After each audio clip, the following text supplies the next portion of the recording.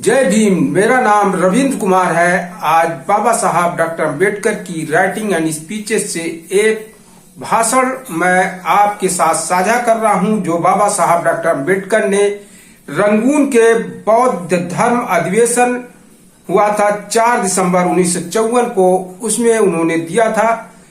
और इस अवसर पर America, England, Sri Lanka, Malaya, Germany, France, Indonesia आदि राष्ट्रों के प्रतिनिधि बौद्ध धर्म और उसकी सीख विषय पर भाषण किए। बाबा साहब ने भी भारत के प्रतिनिधि के रूप में वहां पहुंचे थे और उन्होंने भाषण में अपने कहा कि यहाँ इकट्ठे हुए बुद्ध के अनुयायी हैं। दुनिया के इतने बड़े राष्ट्रों में बौद्ध धर्म भले ही प्रचलित रहा हो, उसका प्रचार प्रसार जितनी तेजी से होना चाहिए उतनी तेजी से हुआ नहीं है। यह मुझे खेद के साथ कहना पड़ रहा है। आज यहाँ जिन राष्ट्रों के प्रतिनिधि उपस्थित हैं, उन सभी राष्ट्रों में श्रीलंका और म्यांमार, ये 2 राष्ट्र बौद्ध धर्म मानने वाले राष्ट्रों में आगे हैं, ऐसा लगता है।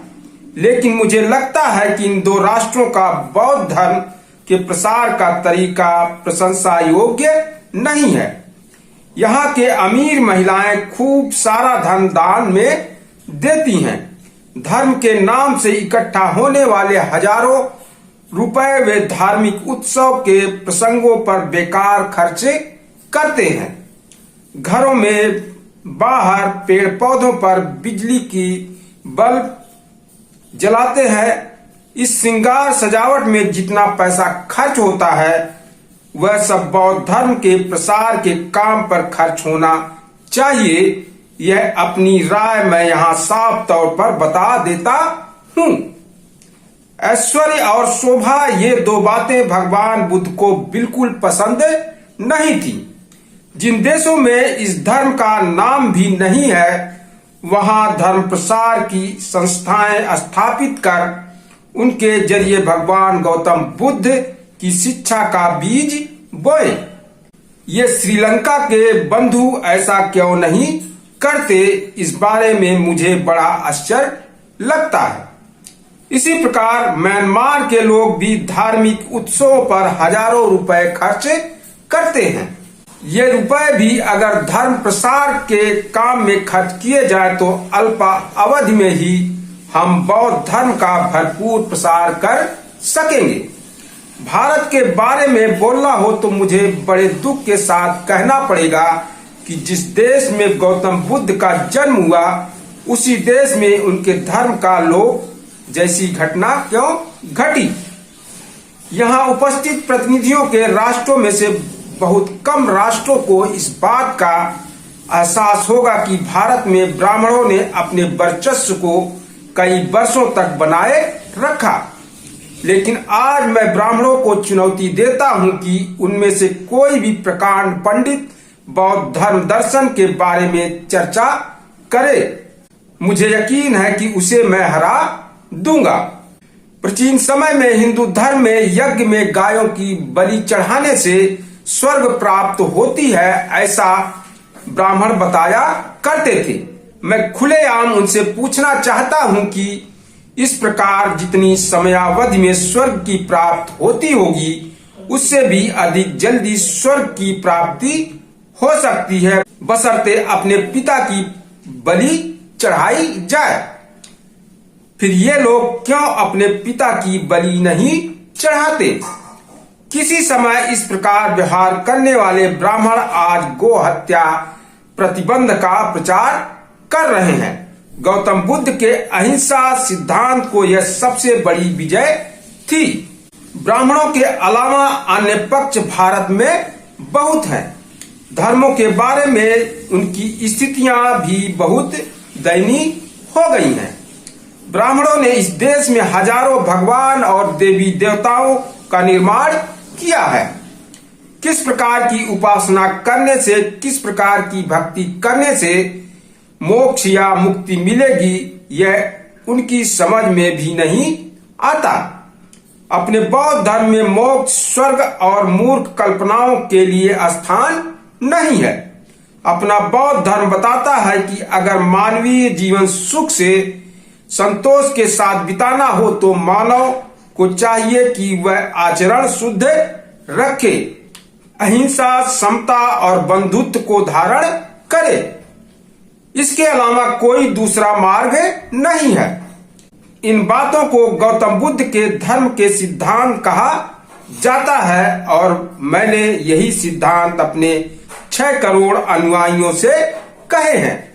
पैसों की कमी के कारण मैं आज उनके लिए कुछ भी नहीं कर पाया, लेकिन जब मेरे पास अल्पावधि में ही योग्य साधन उपलब्ध होंगे तब बौद्ध धर्म का प्रसार मैं भारत में जरूर करूंगा। पार्लियामेंट में था तभी बौद्ध धर्म के पुनरुत्थान के लिए कुछ बातें मैंने कर दी। मैं भारतीय संविधान का शिल्पकार हूं। मैंने वह संविधान बनाया है।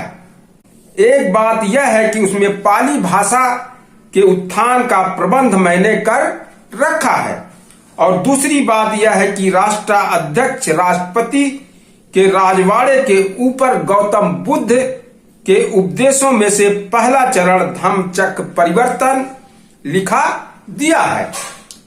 म्यांमार के अध्यक्ष डॉक्टर जीपी मलशेखर के ध्यान में मैंने यह बात ला दी है, देखकर उन्हें भी बड़ा आश्चर्य हुआ था। तीसरी बात यह है कि भारतीय पार्लियामेंट के निशान पर भारत सरकार के प्रतीक के रूप में अशोक चक्र को संविधान में मान्यता दिला दी है।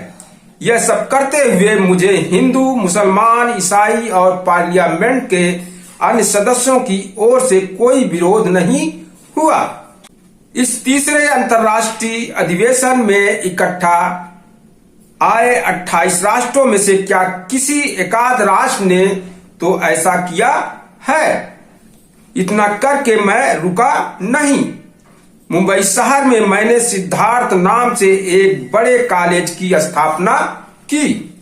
इसी प्रकार अजंता बेरुल जाते समय रास्ते में पड़ने वाले औरंगाबाद शहर में भी दूसरे कॉलेज की स्थापना की।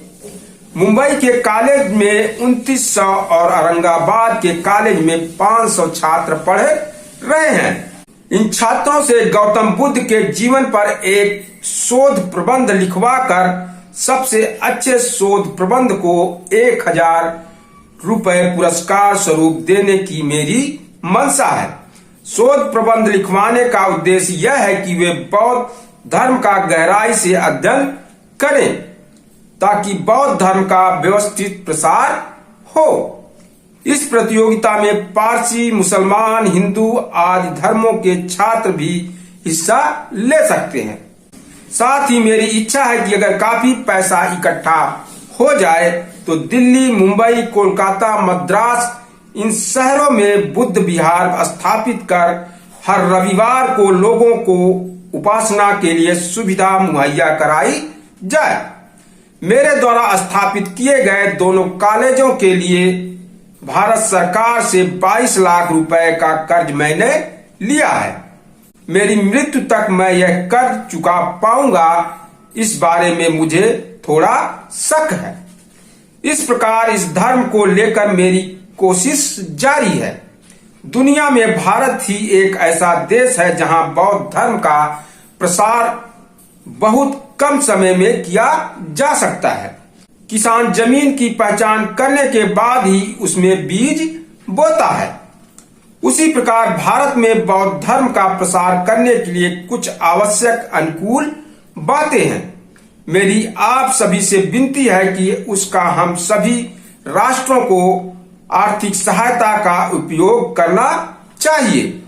मैं इस सभागार में वचन देता हूं कि कोई सहायता करे अथवा न करे, मैं अपनी राह पर आगे बढ़े बगैर नहीं रहूंगा।